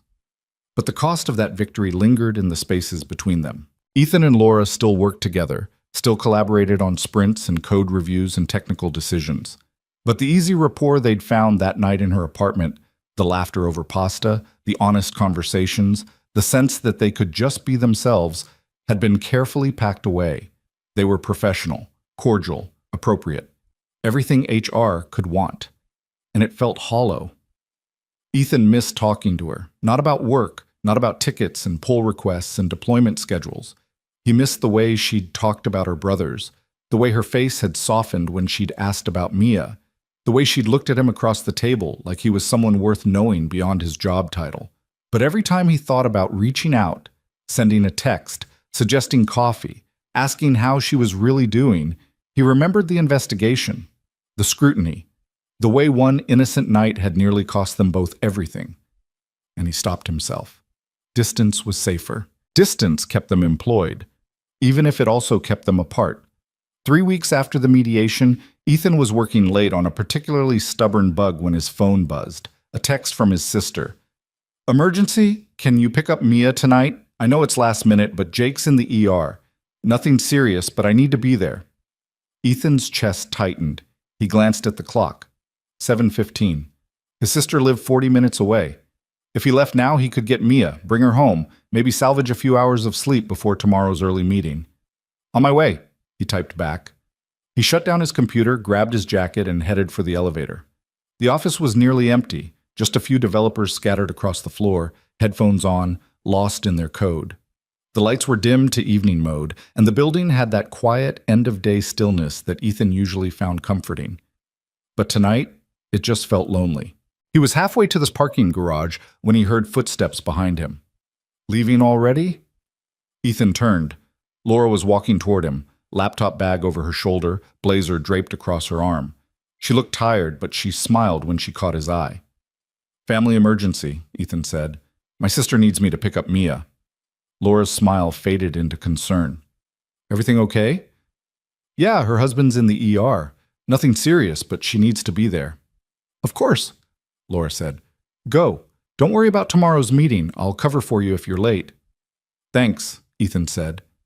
They stood there for a moment in the dim hallway, the elevator humming quietly behind them.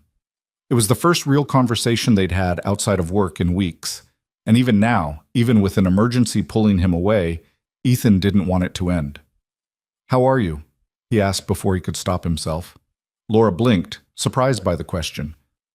"I'm okay. Better than I was." "Good," Ethan said. "That's good." "How are you?" Laura asked. "Tired," Ethan admitted. "But okay." Laura nodded, but her eyes searched his face like she was looking for something beneath the surface. "We should talk sometime. Really talk." "Yeah," Ethan said. "We should." "When things settle," Laura added quickly, "when it's appropriate." "Right," Ethan said, "when it's appropriate." The elevator dinged. The doors slid open. "I should go," Ethan said.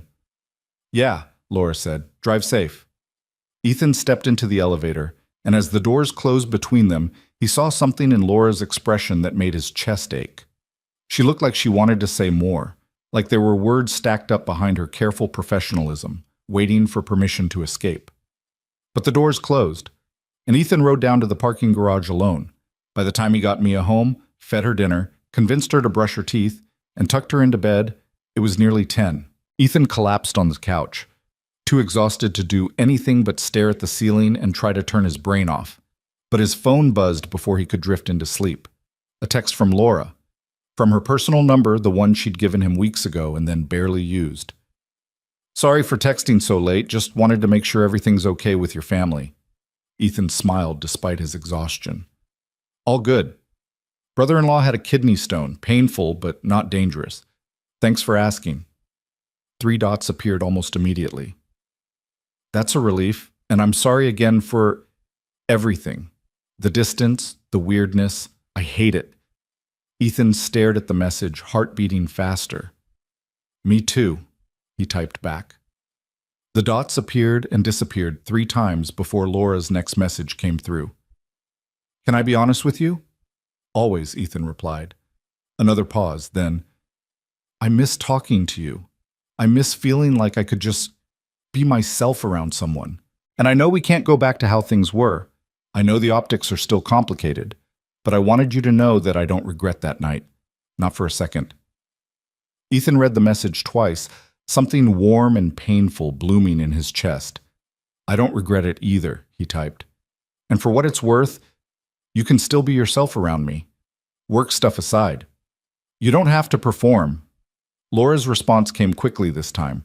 "Thank you. That means more than you know." They texted for another hour. Nothing deep, nothing dangerous, just small things. How Mia was doing in school, a funny thing that happened in a meeting, a book Laura was reading, a show Ethan had started watching, the kind of conversation that felt effortless and real and utterly separate from the careful dance they did at the office. By the time Ethan finally said goodnight, it was past 11 and he was smiling. Maybe distance wasn't the only option. Maybe they could find a middle ground. A way to be colleagues and something more than that, friends at least, without crossing lines that would bring the scrutiny crashing down again. It was a fragile hope, but it was hope nonetheless. The following week brought the kind of chaos that made everything else fade into background noise. A critical client project hit a major snag. The deployment window was tight, the stakes were high, and Laura's team was responsible for fixing it. Ethan found himself working 16-hour days, hunched over his laptop, debugging code, running tests, coordinating with other developers. Laura was everywhere, organizing, delegating, troubleshooting, keeping the team focused and moving forward even when the problem seemed insurmountable. There was no time for gossip, no energy for whispers, just work, relentless, exhausting work. And in the crucible of that pressure, something shifted. The team came together in ways they hadn't before. Marcus stopped making snide comments and started actually helping. Sarah took initiative on a critical fix that saved them hours. Kevin, usually the first to complain, stayed late 3 nights in a row without being asked, and Laura led them through it all with a steady hand and a clarity of vision that reminded everyone why she was in charge. Ethan saw it happening in real time. The respect returning, the trust rebuilding, not because Laura demanded it, but because she earned it, over and over again. On the night before the deployment, the team was still in the office at midnight.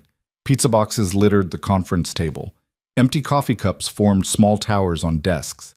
Everyone looked exhausted, but there was a strange kind of energy in the room. The energy of people who knew they were close to finishing something important.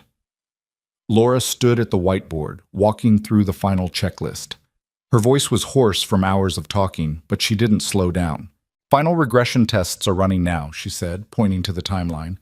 "If they pass, we deploy at 6 a.m. If they don't, we have 4 hours to fix whatever breaks." "What are the odds they pass?" someone asked. Laura glanced at Ethan. He'd run most of the tests. He knew the code better than anyone. 80%, Ethan said. "Maybe 85. "I'll take those odds," Laura said. She looked around the room. "You've all done incredible work this week. No matter what happens tomorrow, I want you to know that." A few people nodded. Someone muttered thanks.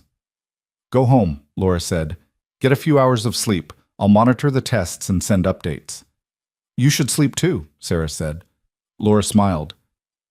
"I will." After the tests finish, the team started packing up.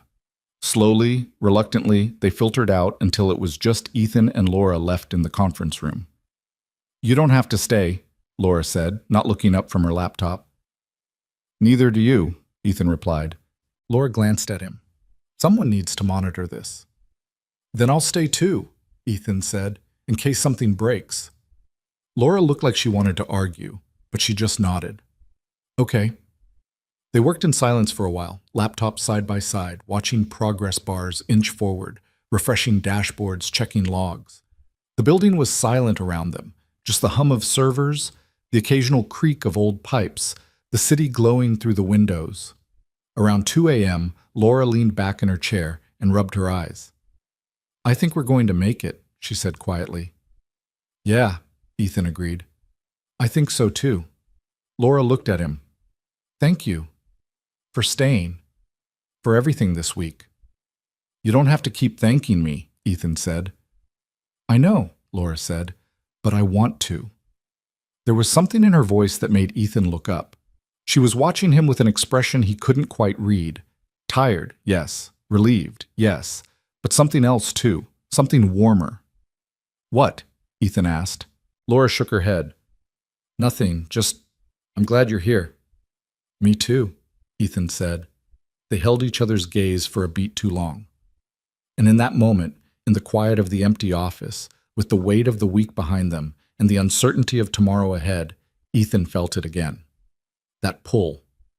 That connection that had started on a rainy night months ago and had survived everything thrown at it. Laura looked away first, clearing her throat. We should probably actually try to sleep. The tests won't finish for another hour. Yeah, Ethan said. Probably. But neither of them moved. The deployment went flawlessly. At 6 a.m., with the whole team gathered in the conference room, bleary-eyed but focused, Laura pushed the button. Code rolled out to production. Systems updated, servers hummed, and within minutes confirmations started rolling in. Everything worked, no errors, no rollbacks needed. A cheer went up around the room. Laura exhaled, shoulders sagging with relief. She looked around at her team, and for the first time in months, she looked genuinely happy. We did it, she said, about all of you. This was a team effort, and you crushed it. More cheers. Someone popped open a bottle of sparkling cider someone had stashed in the break room. People clapped each other on the back, grinning, riding the high of a job well done. Robert Chen appeared in the doorway, tablet in hand, smiling. I heard the deployment was successful, he said. It was, Laura said. Robert nodded, scanning the room. Excellent work, everyone. Take the rest of the day off. You've earned it. Another cheer. People started gathering their things, talking excitedly about sleep and food, and doing absolutely nothing for the next 12 hours. Robert gestured to Laura. A word? Laura followed him into the hallway. Ethan watched them go, saw Robert say something that made Laura's expression shift from cautious to surprised to something that looked almost like relief. When she came back, she was smiling. What did he say? Sarah asked. Laura looked around at the team. He said corporate was impressed and that they're approving budget for 3 new hires to support us on the next phase of the project. The room erupted again. More hires meant less overtime, less stress, more breathing room. Looks like we're not dying anytime soon, Marcus said, grinning. Not if I can help it, Laura replied. People started filtering out, heading home or to breakfast or wherever exhausted developers went to decompress. Ethan hung back, packing up his laptop slowly, waiting until the room was mostly empty. Laura noticed. She walked over. You heading out? She asked. Yeah, Ethan said. You? Soon, Laura said. I need to send a few emails first, document some things while they're fresh. Of course you do, Ethan said, smiling. Laura laughed. I know, I'm insufferable. You're thorough, Ethan corrected. There's a difference. Laura's expression softened. Thank you. For last night. For staying. For keeping me sane through all of this. You kept yourself sane, Ethan said. I just made sure you weren't alone. Laura looked at him for a long moment. That mattered more than you know. Ethan nodded, not trusting himself to say anything that wouldn't sound like too much. Get some sleep, Laura said finally. You look dead on your feet. So do you, Ethan replied. Laura smiled. Fair point. Ethan left, but as he walked to his car in the parking garage, he couldn't shake the feeling that something had shifted again. Not back to where they'd been, but forward. Toward something new, something they hadn't defined yet, but could both feel growing in the spaces between their careful words. Over the next month, the team stabilized. The new hires came in, projects balanced out. The intensity that had defined the deployment week faded into a steadier, more sustainable rhythm. And Ethan and Laura found their footing. They still kept things professional at work, still maintained the boundaries that HR expected. But outside of work, in texts, in the occasional coffee run before the office opened, in the moments when they happened to be the last ones leaving and walked to the parking garage together, they let themselves be friends. Real friends. Laura told him about her frustrations with corporate bureaucracy, about the pressure she felt to constantly prove herself, about the loneliness of leadership. Ethan told her about Mia's latest obsession with astronomy, about the challenges of single parenthood, about the fear that he was somehow failing her by not being enough. And slowly, carefully, they built something that felt solid, something that couldn't be taken away by gossip or rumors or investigations, something that was theirs. One Friday evening, as they were both packing up to leave, Laura paused at Ethan's desk. "Hey," she said, "you have plans this weekend?" Ethan looked up. "Just Mia. Why?" Laura hesitated, like she was weighing her next words carefully. "There's a food truck festival tomorrow, at the waterfront. I was going to check it out, and I thought, if you and Mia wanted to come, it might be fun." Ethan's heart kicked against his ribs.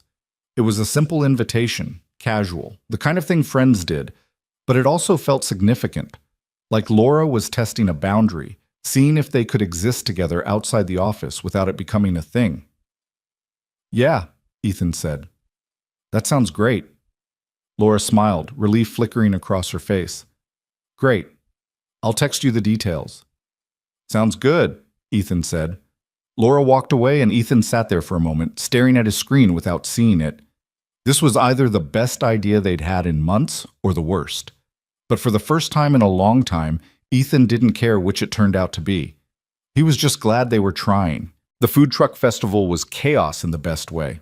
Dozens of trucks lined the waterfront, offering everything from tacos to Thai food to gourmet grilled cheese. Families sprawled on blankets, kids ran shrieking between vendors, dogs strained at leashes, and the smell of frying oil and spices filled the air. Mia loved it immediately. She dragged Ethan from truck to truck, eyes wide, asking 100 questions about what everything was, and could they try this and what was that, and could they get ice cream after? Ethan did his best to keep up, answering questions and negotiating which foods they'd actually eat, trying to balance Mia's excitement with the reality that she was 6 and had the appetite of a small bird. Laura met them near a truck selling Vietnamese banh mi. She was dressed casually, jeans, a simple green sweater, hair down instead of pulled back. She looked younger, softer, more like the woman Ethan had cooked pasta with than the team lead who commanded conference rooms. "Hey," Laura said, smiling when she spotted them. "Hey," Ethan replied. Mia looked up at Laura with open curiosity. "Who are you?" "Mia, this is Laura," Ethan said. "She works with me." "Hi, Mia," Laura said, crouching down to Mia's level. "Your dad's told me a lot about you." "Like what?" Mia asked suspiciously. "Like that you're really smart," Laura said, "and that you know all about dinosaurs." Mia's face lit up. "I do. Do you know about dinosaurs?" "A little," Laura said, "but I bet you know way more than me."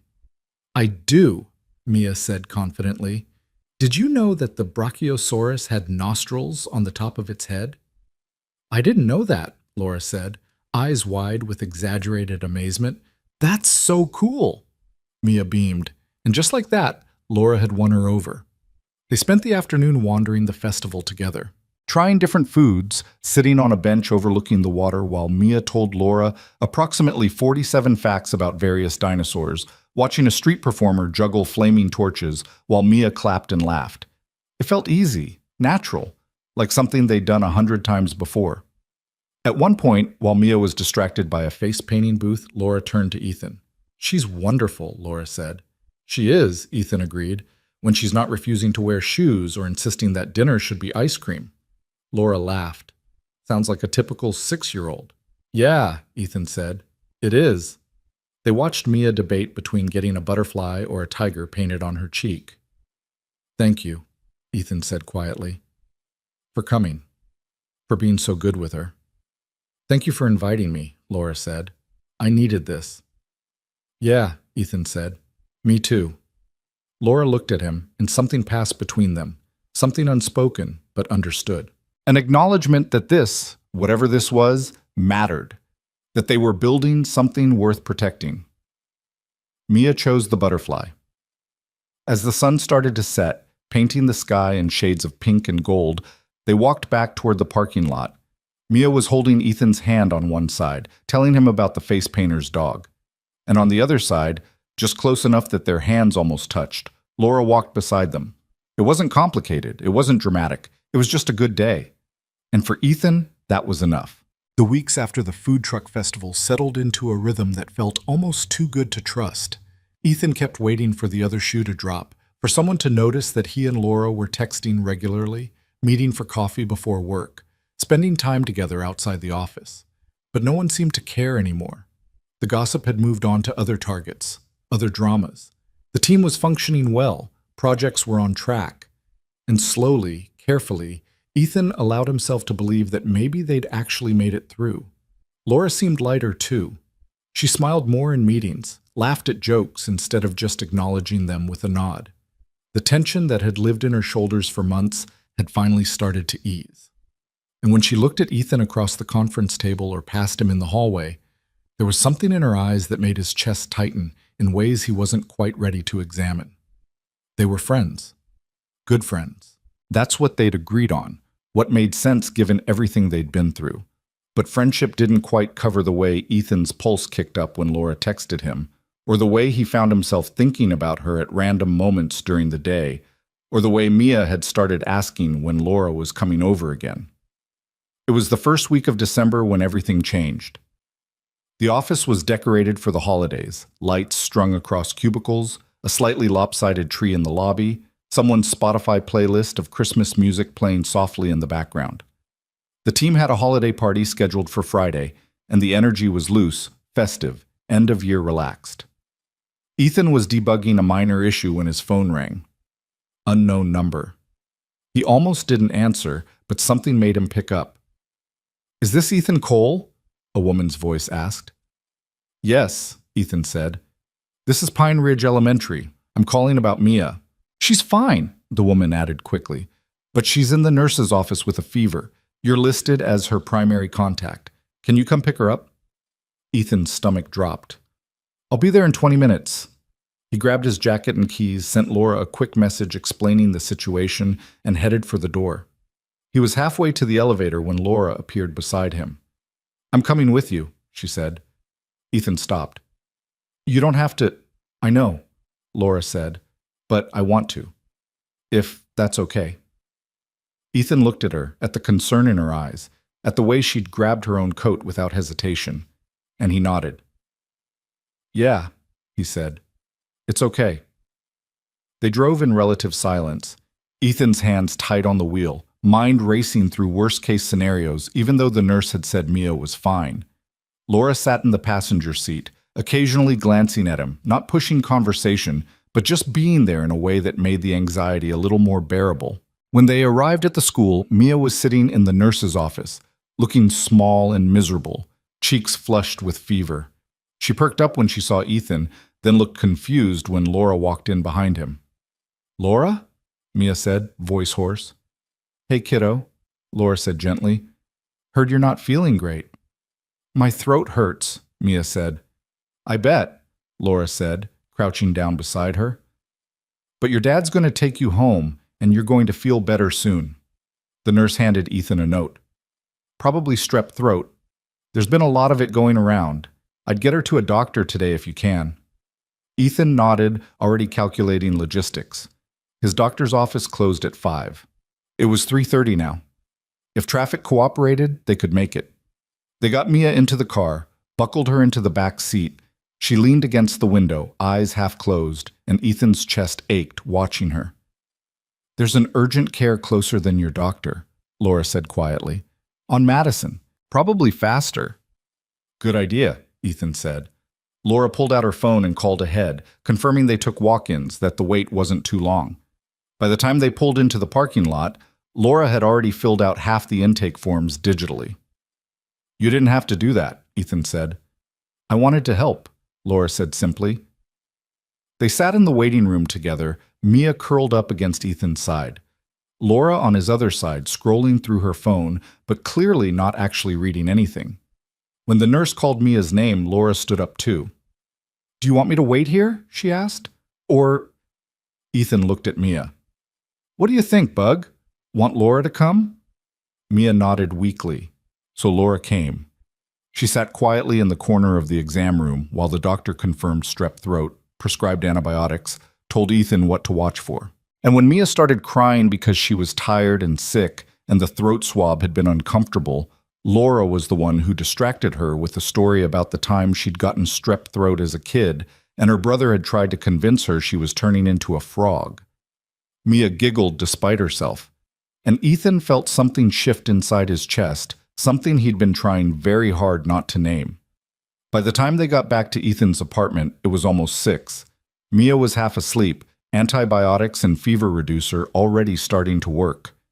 Ethan carried her inside, got her into pajamas, settled her on the couch with her favorite blanket and a kids' show playing softly on the TV.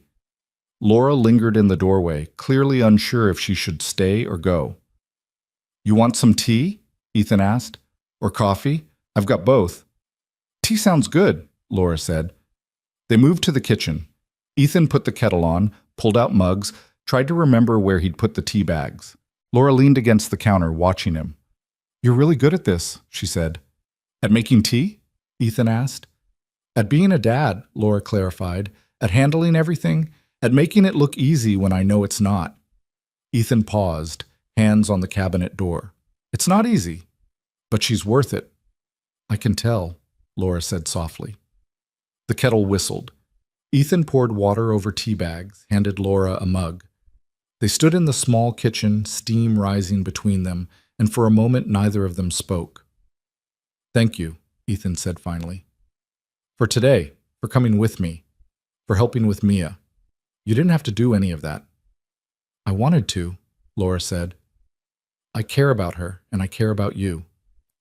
The words hung in the air between them. Ethan set his mug down. "Laura, I know," Laura interrupted gently. "I know we said friends. I know we agreed to keep things simple, but I need to be honest with you." Ethan's heart was pounding. "I haven't stopped thinking about you," Laura said, voice steady but eyes vulnerable. "Since that first night, since the storm. And I tried to pretend it was just gratitude, or just friendship, or just proximity. But it's not. It's more than that. And I don't know what to do with it." Ethan stared at her, at the woman who'd stood beside him through investigations and gossip and impossible choices, at the woman who'd just spent 3 hours helping him take care of his sick daughter without hesitation, at the woman who looked terrified and brave all at once. "I haven't stopped thinking about you either," Ethan said quietly. Laura's breath caught. "Really?" "Really," Ethan said. "I've been trying to be careful, to not complicate things, to not risk what we've built. But Laura, when I'm with you, everything feels easier, better, like I'm not doing all of this alone anymore." "You're not," Laura said, stepping closer. "You don't have to be." They were standing close enough now that Ethan could see the flecks of gold in Laura's eyes, could smell her perfume mixed with the hospital smell that still clung to both of them from the urgent care waiting room. "What are we doing?" Ethan asked. "I don't know," Laura admitted, "but I don't want to keep pretending there's nothing here." "Neither do I," Ethan said. Laura reached up, hand tentative, and touched his face. Just a light touch, fingers against his jaw. Ethan's eyes closed. "Is this okay?" Laura whispered. "Yeah," Ethan said. "It's okay." And then slowly, carefully, like they were both afraid they might break something precious, they closed the distance between them. The kiss was soft, gentle, Nothing like the dramatic first kisses in movies, just two people who'd been through hell together, finally admitting what had been there all along. When they pulled back, Laura was smiling, really smiling. "So," she said, "what now?" Ethan laughed softly. "I have no idea." From the living room, Mia called out, "Dad?" Ethan stepped back reluctantly. "Hold that thought." He went to check on Mia, who wanted water and a different blanket, and to know if Laura was still there. Ethan got her settled, then returned to the kitchen. Laura was still there, leaning against the counter, tea mug in hand, looking at him with an expression that made his chest ache in the best way. "She okay?" Laura asked. "Yeah," Ethan said. "She wanted to know if you were staying." "What did you tell her?" "That I'd ask you," Ethan said. He paused. "Do you want to stay?" Laura set her mug down. "Are you sure?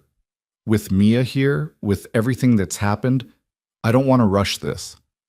"I'm not asking you to stay the night," Ethan said, though part of him wanted exactly that. "I'm just asking if you want to hang out.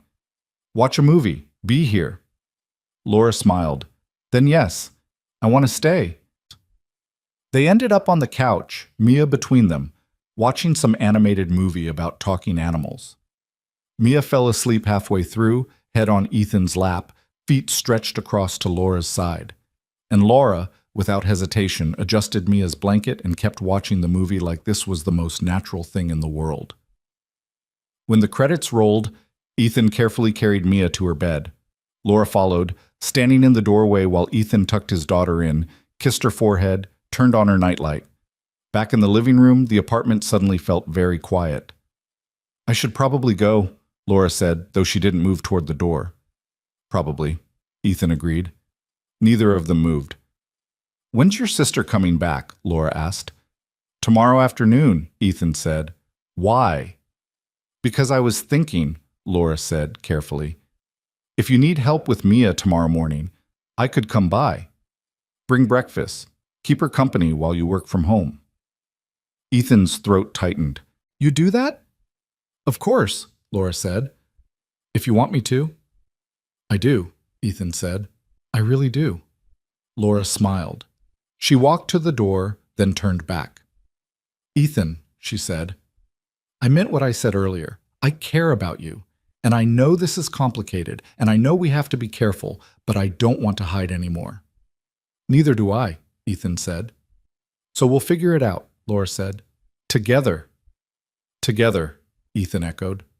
Laura kissed him once more, quick and sweet, then left. Ethan stood in the doorway long after she'd gone, heart full, mind racing, wondering how the hell he'd gotten so lucky. The next morning, Laura showed up at 9 with coffee, bagels, and a stuffed triceratops she'd found at a toy store on the way over. Mia, still feverish but significantly more energetic thanks to the antibiotics, was delighted. "Is this for me?" Mia asked, hugging the dinosaur. "It is," Laura said.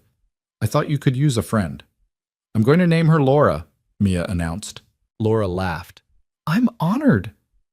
They spent the morning together. Laura kept Mia entertained with stories and games while Ethan worked from the kitchen table, half listening to their conversation, heart warming every time he heard Mia's laughter. Around noon, Mia fell asleep on the couch again, the triceratops clutched in her arms. Laura joined Ethan at the table, sitting across from him. "She's amazing," Laura said quietly. "She likes you," Ethan said. "A lot." "The feeling's mutual," Laura said. They sat in comfortable silence for a moment, the kind of silence that only existed between people who didn't need to fill every second with words. "Can I ask you something?" Ethan said. "Anything," Laura replied. "What changed between yesterday and today? Between keeping our distance and this?"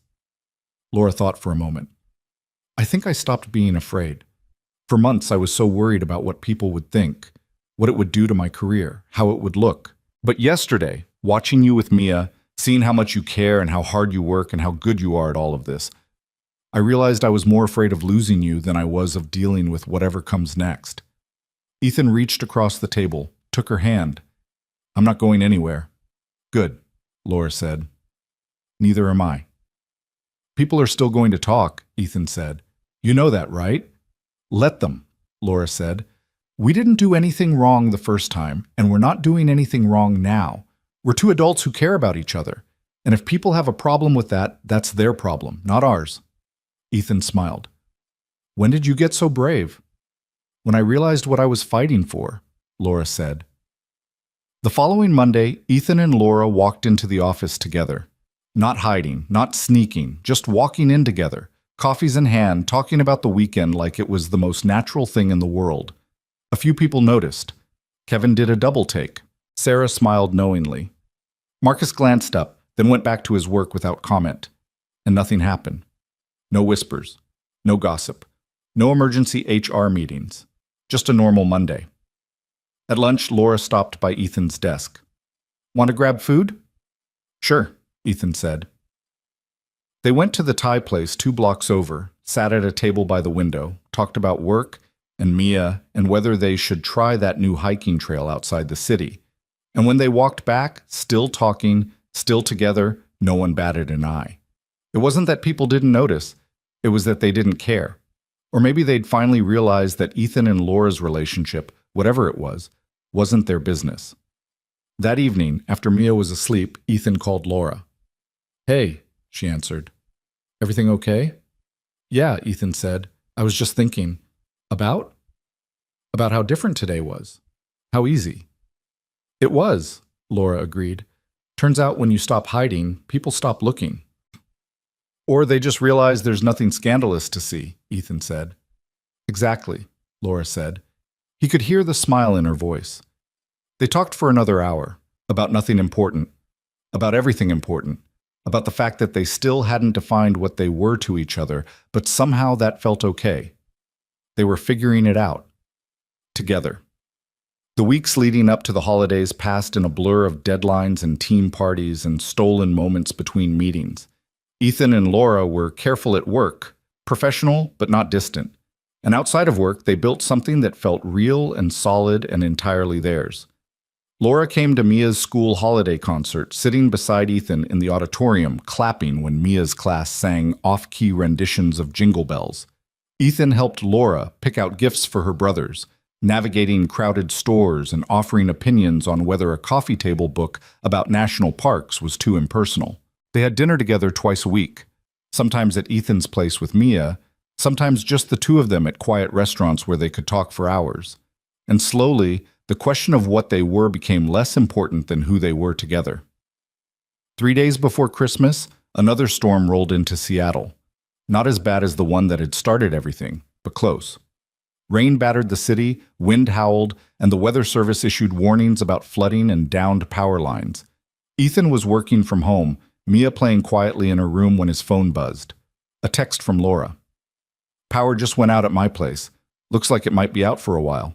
Want some company? Ethan smiled. Always, he typed back. Laura arrived an hour later, soaked despite her umbrella, carrying an overnight bag. Just in case, she said, gesturing to the bag. The power company said it could be 12 hours before they get to my area. You're welcome to stay, Ethan said, for as long as you need. Laura smiled. Thank you. Mia appeared in the hallway, eyes lighting up when she saw Laura. You're here. I am, Laura said. Is that okay? Yes, Mia said. Can we make cookies? Ethan looked at Laura. Laura shrugged. I'm in if you are. So they made cookies. Chocolate chip, because that's what Mia wanted.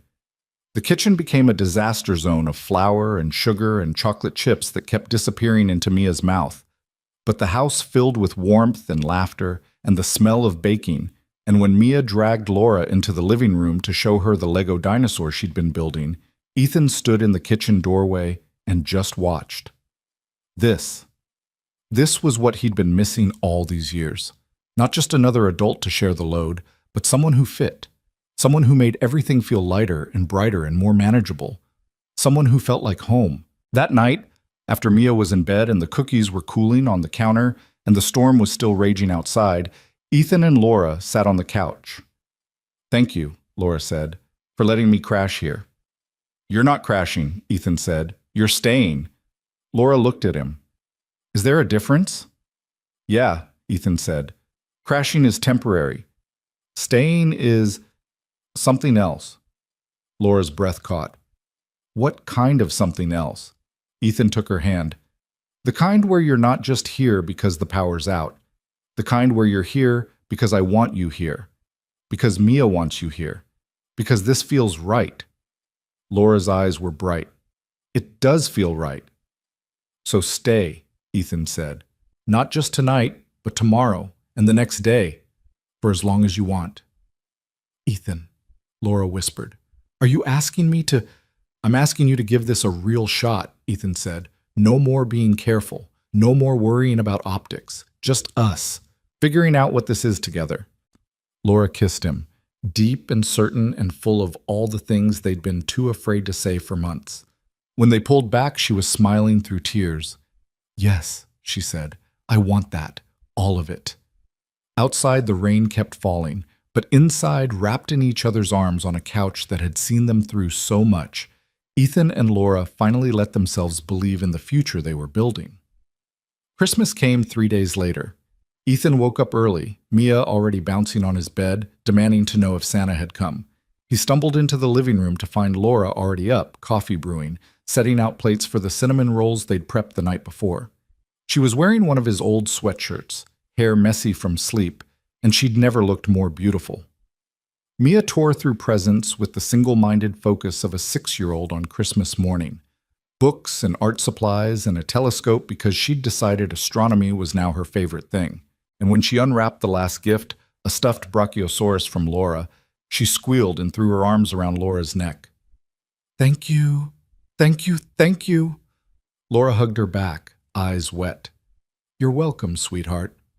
Later, after Mia had dragged every toy into the living room and was building an elaborate dinosaur kingdom, Laura and Ethan sat at the kitchen table. This is the best Christmas I've had in years, Laura said quietly. Yeah, Ethan agreed. Me too. Laura reached across the table, took his hand.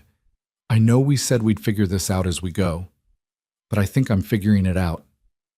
Yeah? Ethan asked. Yeah, Laura said. I love you. I love Mia. I love this.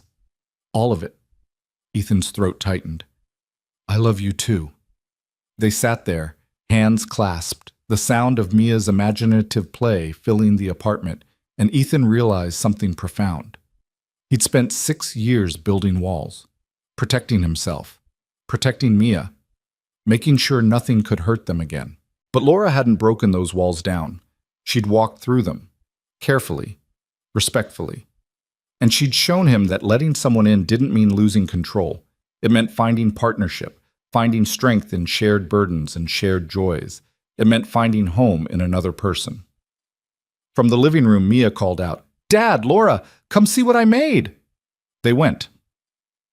And as Ethan watched Mia explain her elaborate dinosaur civilization to Laura, who listened with genuine interest and asked thoughtful questions, he felt the last piece of his careful, controlled life shift into something bigger, something better, something that wasn't just his anymore. It was theirs. And months later, when another storm rolled through Seattle, because storms always came back to Seattle, Laura didn't ask if she could stay. She was already home. They sat together on the couch, Mia asleep in her room, rain drumming against the windows, and Ethan pulled Laura closer. Remember the first time? He asked. The first storm? Laura said. Yeah. Laura smiled. I remember being terrified of what it meant, of what people would think. And now? Ethan asked. Now I don't care what people think, Laura said. I only care about this, about us. Good, Ethan said, because I'm not letting you go. Good, Laura echoed, because I'm not going anywhere. The rain fell harder, wind rattling the windows, the world outside wild and uncertain. But inside, wrapped in each other, Ethan and Laura had everything they needed. They'd faced the storm once and barely survived it, but they'd learned something crucial in the process, that sometimes the bravest thing you can do isn't to weather the storm alone. It's to stand with someone who won't leave when the lightning strikes, someone who'll hold your hand through the thunder, someone who'll still be there when the sky clears. And as the storm raged on outside, Ethan Cole, single father, careful man, someone who'd spent years protecting his heart, finally let himself rest. Because he wasn't alone anymore, and neither was she.